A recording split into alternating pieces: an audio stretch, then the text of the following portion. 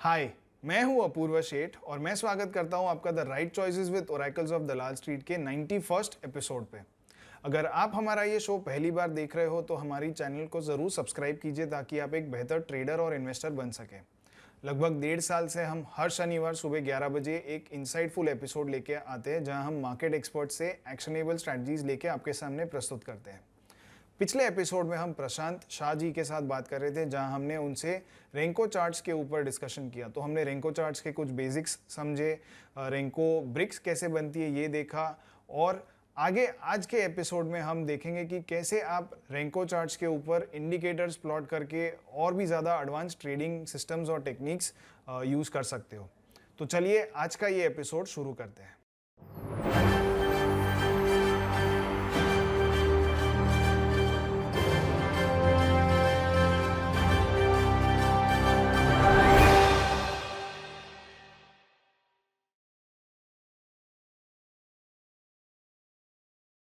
Renko charts पे आप indicators भी प्लॉट कर सकते हो।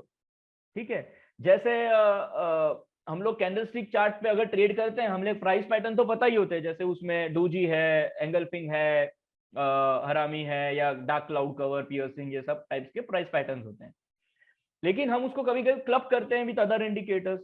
क्यों? फिल्टर के अप ट्रेंड में हम बुलिश पैटर्न्स देखे, डाउन ट्रेंड में हम बेरिश पैटर्न्स देखे, या मतलब ये सारी चीज से हम लोग कभी कभी इंडिकेटर से फिल्टर करते हैं।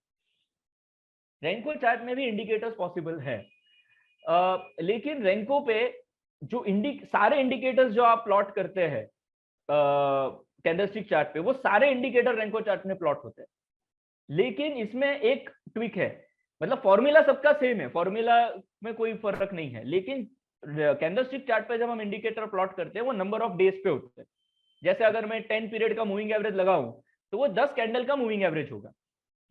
रैंको पे हमारे पास पीरियड नहीं होता है, तो वो जो प्लॉट होता है इंडिकेटर, वो किसके ऊपर होता है? ब्रिक के ऊपर प्लॉट होता है। नंबर ऑफ लास्ट ब्रिक्स जो होगी वो ले लेगा। एग्जैक्टली, तो लास्ट 10 ब्रिक्स ले लेगा वो। अब जब लास्ट 10 ब्रिक्स लेगा, इसका मतलब क्या हो गया कि क्या वो 10 डे है? नहीं, वो 10 डे भी हो सकता है, वो 1 डे भी हो सकता है, वो 1 मंथ भी हो सकता है, वो 6 मंथ भी हो सकता है। It is a 10 brick indicator. ठीक है, ये जो है ना, एक तरह से बहुत बड़ा प्रॉपर्टी है रेंको चार्ट का। मतलब the moment you plot indicator, it is brick based indicator, there is no time frame.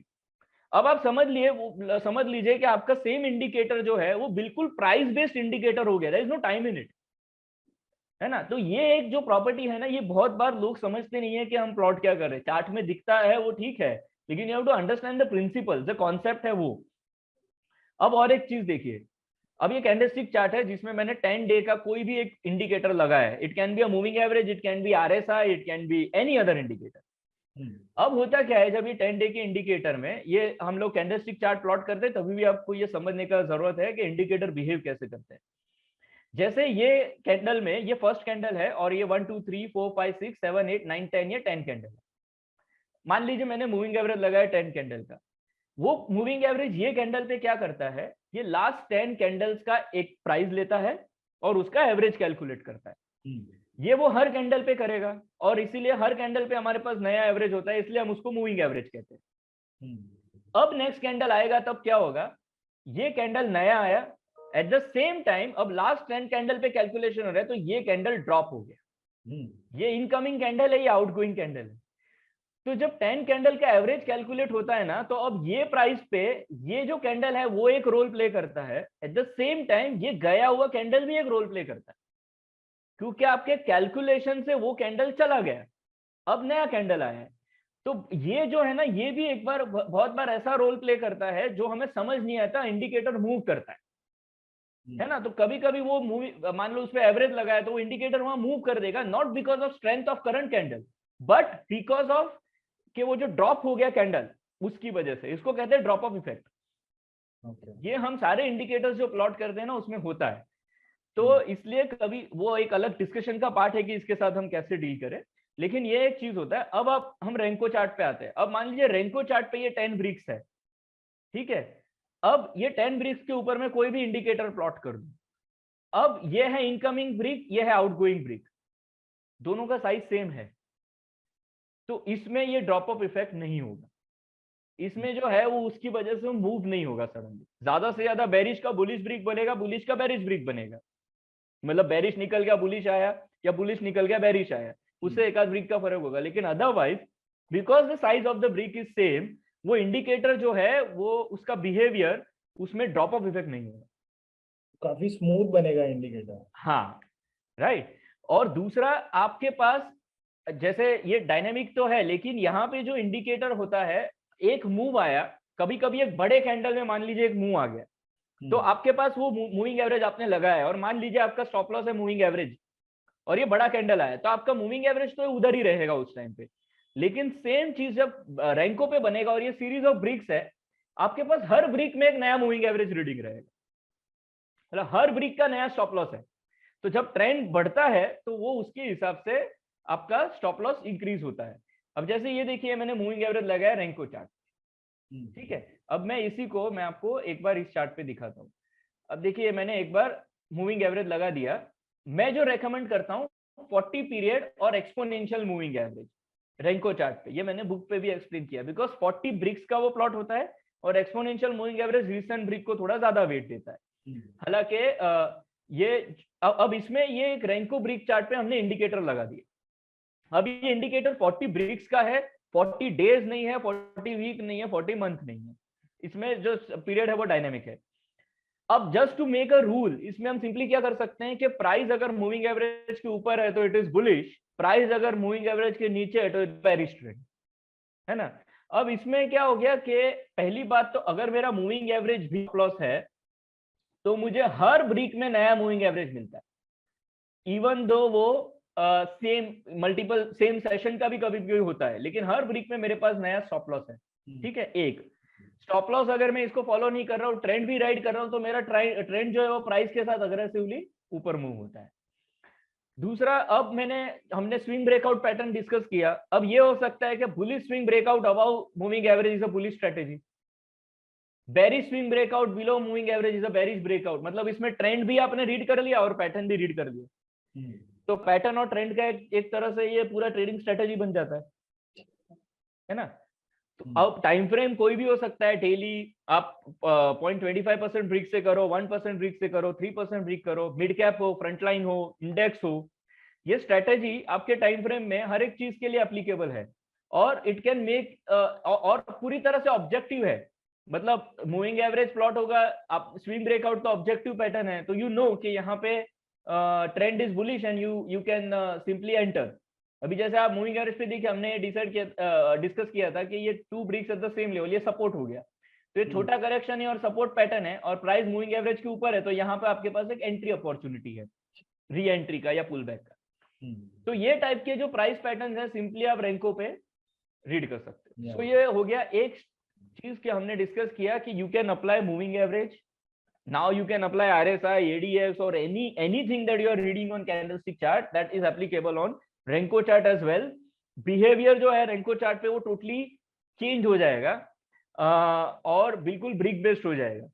तो अब जो व्यूअर्स देख रहे हैं, आई रेकमेंड कि जाइए एक बार और Renko chart पे अपना इंडिकेटर लगा के देखो, आपको उसमें मजा आएगा और काफी चीजें आपको अलग से दिखेगी। हाँ, तो ये हम क्या कर रहे हैं, हम Renko के जो प्रॉपर्टीज है ना उसको यूज कर रहे हैं।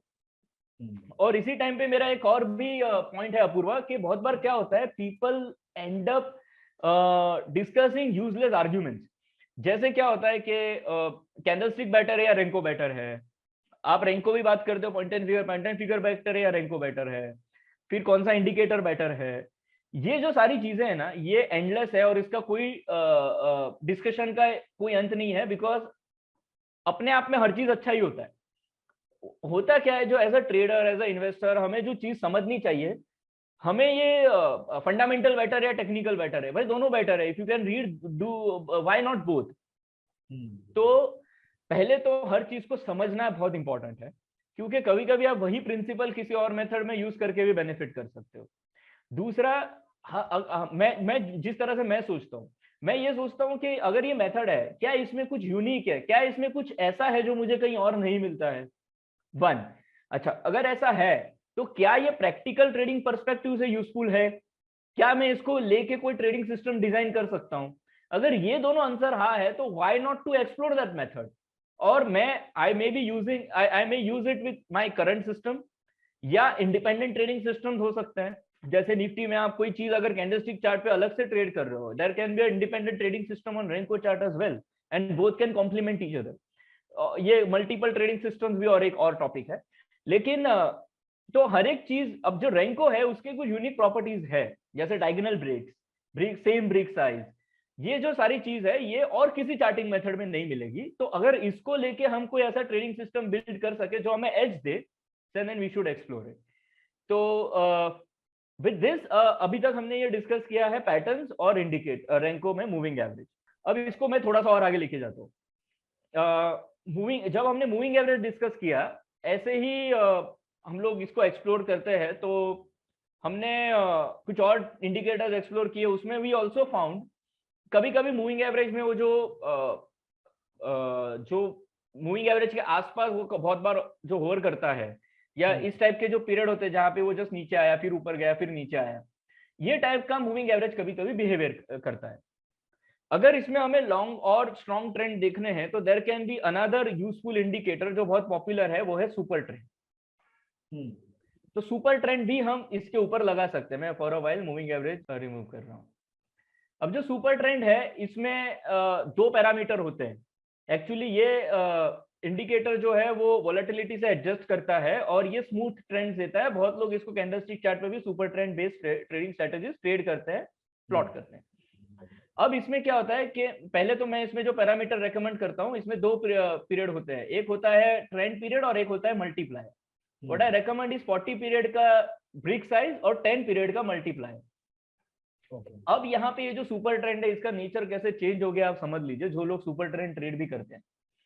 पहली बात, number of period, number of candles नहीं डिसाइड कर रहे, तो हम टाइम पीरियड डिसाइड ही नहीं कर रहे। लास्ट 40 पीरियड तो टाइम इंडिपेंडेंट हो गया, टाइम डायनेमिक हो गया, मल्टीप्लायर 10 हो गया। अब इसमें ब्रिक साइज है, अब जब ब्रिक साइज और टाइम डिसाइड नहीं कर रहा तो ये जो ट्रेंड है ये बिल्कुल ही प्राइस डिसाइड कर रहा है, ठीक है। और आपका हर ब्रिक में जो है वो जो सुपर ट्रेंड है वो नया वैल्यू देता है। इट कीप्स ड्यूरिंग जो स्ट्रॉन्ग ट्रेंड होते हैं ना, आप देखिए बिल्कुल ही एक सेम डिस्टेंस मेंटेन करके ये सुपर ट्रेंड चलेगा।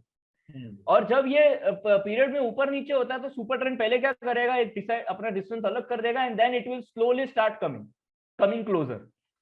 जैसे ही वो एक स्ट्रॉन्ग ट्रेंड आ गया तो वो सेम डिस्टेंस से मूव करेगा। It's a very different kind of behaviour. इसको तो मैं 1 घंटे से एक्सप्लेन कर सकता हूँ कि ये बिहेव, इसका फॉर्मूला क्या है और ये बिहेव कैसे कर रहा है, but in a very simple word जो उसका बिहेवियर है वो टोटली डिफरेंट है on Renko chart, even the formula same है। तो सुपर ट्रेंड एक ऐसा ट्रेडिंग सिस्टम बन जाता है रेंको चार्ट पे जो मतलब अलग से उसका जो ट्रेंड है वो कैप्चर करता है और बहुत स्मूथ ट्रेंड प्रेजेंट करता है। हाँ, होता है कि हमने दो ट्रेंड फॉलोइंग इंडिकेटर डिस्कस किए, एक मूविंग एवरेज किया और एक सुपर ट्रेंड किया। बाकी प्रिंसिपल सेम हो सकते हैं, मतलब प्राइस जैसे सुपर ट्रेंड के ऊपर है तो बुलिश है, सुपर ट्रेंड के नीचे है तो बेरिश है। स्विंग ब्रेकआउट सुपर ट्रेंड के ऊपर बुलिश है, सुपर ट्रेंड के नीचे बेरिश है। अगर बेरिश स्विंग ब्रेकआउट है लेकिन अफोर्डेबल स्टॉप लॉस नहीं है तो आप उसको इग्नोर कर दो, ठीक है। अब हो गया मूविंग एवरेज, अब हो गया सुपर ट्रेंड। ये दो चीजें, मूविंग एवरेज थोड़ा सा अग्रेसिव है, सुपर ट्रेंड थोड़ा सा कंजर्वेटिव है। ये दो मूविंग एवरेज अपने आप में, ये दो इंडिकेटर रेंको चार्ट पे प्लॉट होते हैं। अब इस दोनों को मिला के जो हमने एक इंडिकेटर डेवलप किया, ये दोनों का combination, and we call it must, MAST। MA stands for moving average, ST stands for super trend, ठीक है। सो ये दोनों को अगर हम मिक्स कर देना तो ये प्लॉट होता है which I call it must indicator. And उसमें जो दोनों का जो एवरेज का पीरियड है वो 40 है और सुपर ट्रेंड का मल्टीप्लायर 10 है, और इसको हम क्लाउड बना देते हैं विच इज मस्ट क्लाउड। तो जो क्लाउड है ये सुपर ट्रेंड और मूविंग एवरेज का कॉम्बिनेशन है, ठीक है। तो आई गेस ये किसी ने ये ट्रेडिंग व्यू में भी प्लॉट किया है ये इंडिकेटर, जस्ट दैट, तो आपको वहां भी मिल जाएगा। Just as I request that guy के क्रेडिट दे दो कि बस इंडिकेटर हमने बिल्ड किया है, तो एटलीस्ट लिख दो उधर। बट एनीवे, ये कॉन्सेप्ट जो है ये रेंको चार्ट पे बहुत ही ब्यूटीफुल कॉन्सेप्ट है। इसमें क्या होता है कि एक क्लाउड बन जाता है। ये क्लाउड है क्या बेसिकली, कि ये मूविंग एवरेज और सुपर ट्रेंड है। जैसे ये है प्राइस विद इन क्लाउड है, इसका मतलब है ये मूविंग एवरेज के तो ऊपर है लेकिन सुपर ट्रेंड के नीचे है। तो ये आपको बेरिश पुलबैक अपॉर्चुनिटी देता है। ठीक है, मतलब अब प्राइस का ट्रेंड डाउन है, ये टेम्पररी अप हुआ है, अब ये यहाँ से रिवर्स हो सकता है जब तक ये क्लाउड के अंदर है। तो आपको यहाँ पे अगर कोई भी बेरिश प्राइस पैटर्न मिल जाता है, दैट्स योर ट्रेडिंग अपॉर्चुनिटी। ठीक है, सेम वे जब ये क्लाउड में जब कोई बुलिश होता है, जैसे ये क्लाउड के पास है, तो this is your bullish opportunity with in cloud या क्लाउड के पास। तो ये जैसे ये क्लाउड में है, तो क्लाउड के अंदर है, अगर ये बुलिश ब्रिक टर्न होता है the moment it goes about the cloud, ये आपका बुलिश रिवर्सल पैटर्न, जहां पे आप लो रिस्क से अप ट्रेंड के ट्रेड्स प्लान कर सकते हैं। जब क्लाउड के अंदर होता है तो उसका मतलब है कि मूविंग एवरेज के नीचे लेकिन सुपर ट्रेंड के ऊपर है।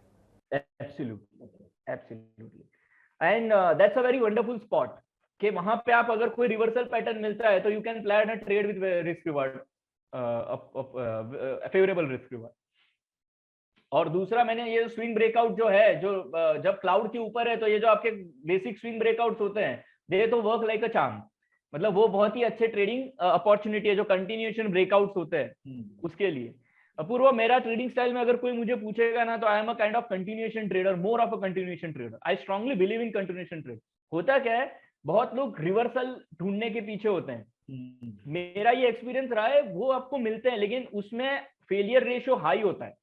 जो आपको चार्ट पे दिखता है ना, उतना आसान नहीं होता है, बिकॉज चार्ट पे आप वही स्पॉट करते हो, आपका आंख ही वैसा ट्रेन हुआ है, आप वही स्पॉट करते हो जहां से प्राइस घुमा हुआ है। लेकिन बहुत सारे ऐसे सपोर्ट लेवल होते हैं जो रियल टाइम में दिखते हैं और बाद में ब्रीच हो जाते हैं, जो हम चार्ट पे आज देख नहीं सकते।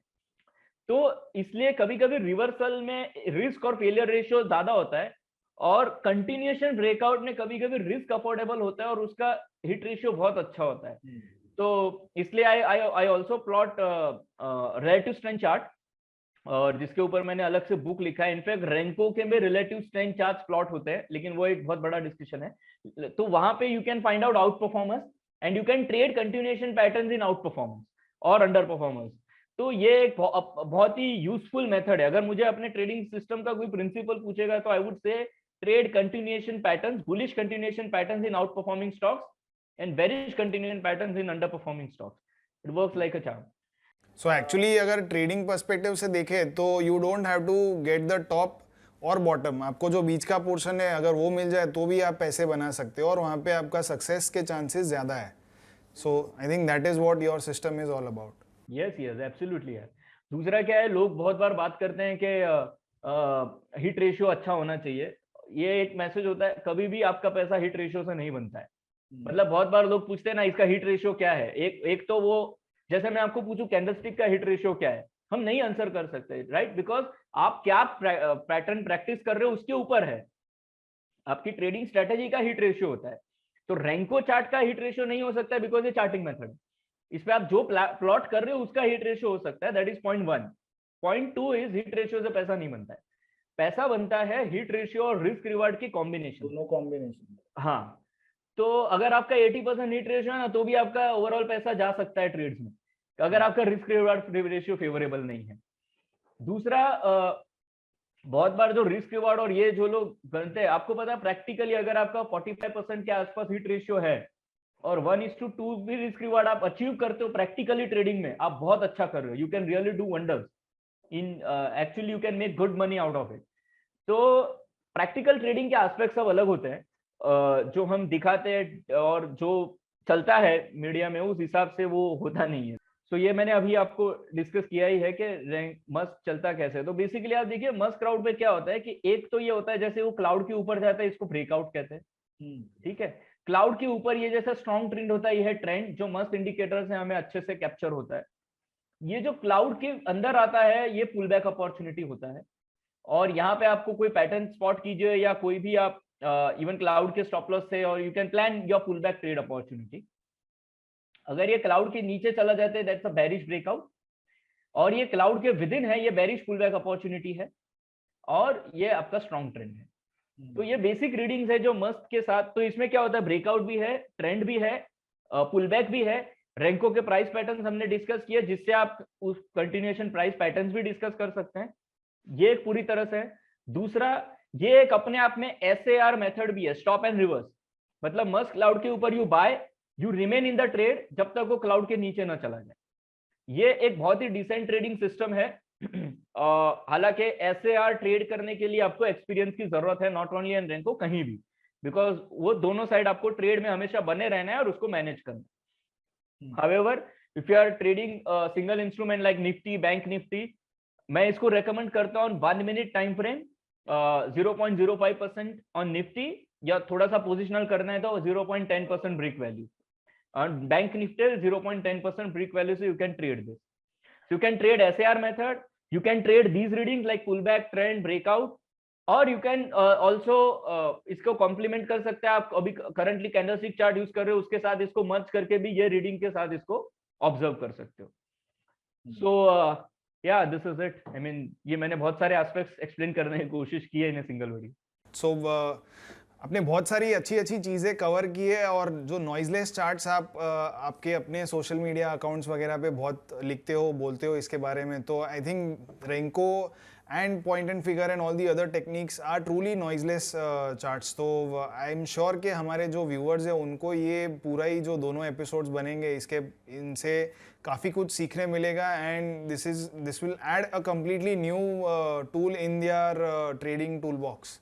सो we are really thankful to you, and मैं अभी से आपसे एक प्रॉमिस लेना चाहता हूँ कि आगे हम डेफिनेटली जो दूसरी टेक्निक्स है, आपने जो बुक्स लिखी है, तो relative strength I believe is one of the very under utilized and underrated strategy in Indian markets. तो रिलेटिव स्ट्रेंथ हो गया, पॉइंट एंड फिगर चार्टिंग हो गई, तो इन सब के ऊपर भी हम आपको कभी ना कभी आगे इनवाइट करेंगे ताकि हमें और ज्ञान मिल सके आपसे। नहीं, sure, I enjoyed it Apoorva, thanks for having me on your show, और आई सिंसियरली होप कि आप और आपके सारे व्यूअर्स को इस जो भी हमने डिस्कस किया उससे कुछ इंफॉर्मेटिव मिले and they get benefited from it. Sure definitely. So इससे पहले कि हम आपको जाने दें, हमारे एक रैपिड फायर राउंड होता है जहाँ पे हम कुछ रैपिड फायर क्वेश्चंस पूछते हैं। Okay, it is just to end on a different note from the markets and to know something more about you. तो मेरा सबसे पहला सवाल है कि आपकी सबसे फेवरेट बुक कौन सी है? तो आपने 4 बुक्स तो लिखी है, लेकिन इनके अलावा आपकी जो फेवरेट बुक है वो कौन सी है? Bhagavad Gita.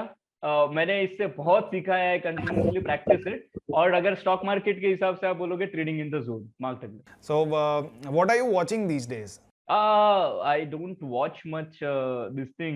The tricky question है.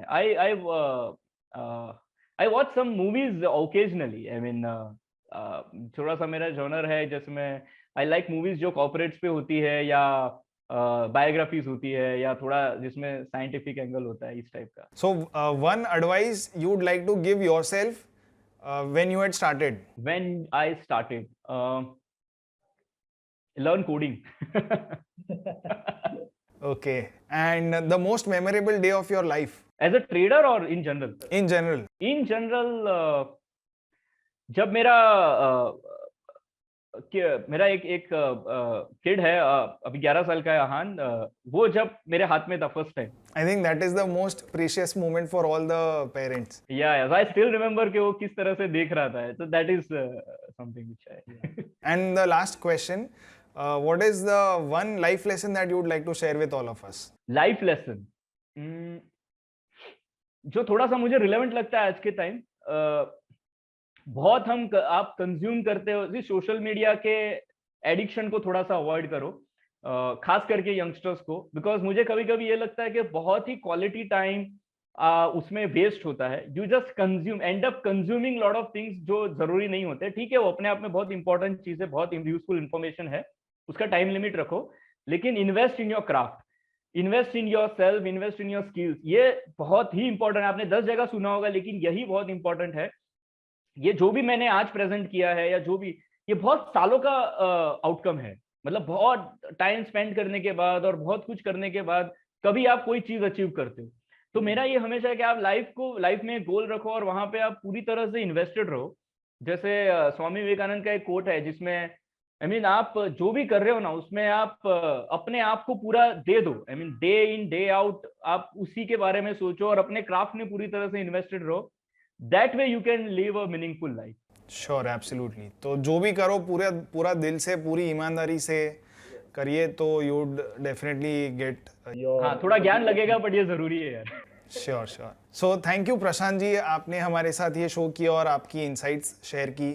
We would like to once again you from the bottom of our hearts. Thank you Apoorv. तो ये थे प्रशांत शाह जी। इनके साथ हुए दोनों ही एपिसोड्स में हमने रेंको चार्ट्स के बेसिक्स समझे, रेंको ब्रिक्स कैसे कंस्ट्रक्ट होती है ये देखा, फिर हमने रेंको चार्ट्स के ऊपर पैटर्न्स कैसे बनती है ये देखा और किस तरह से आप इन पैटर्न्स को ट्रेड कर सकते हैं ये बात की। इसके बाद हमने आज के एपिसोड में रेंको चार्ट्स के ऊपर इंडिकेटर्स अलग अलग प्रकार के, जैसे कि मूविंग एवरेज, सुपर ट्रेंड्स कैसे प्लॉट होता है और इनसे आप कैसे एक पूरी कंप्लीट ट्रेडिंग सिस्टम बना सकते हो ये देखा। तो आई एम श्योर कि ये दोनों ही एपिसोड्स आपके लिए बहुत ही ज़्यादा इंसाइटफुल रहे होंगे। ऐसे ही इंसाइटफुल एपिसोड्स आगे भी देखने के लिए हमारी चैनल को ज़रूर सब्सक्राइब कीजिए। तो मिलते हैं अगले एपिसोड में ऐसे ही किसी इंटरेस्टिंग गेस्ट के साथ। Thank you.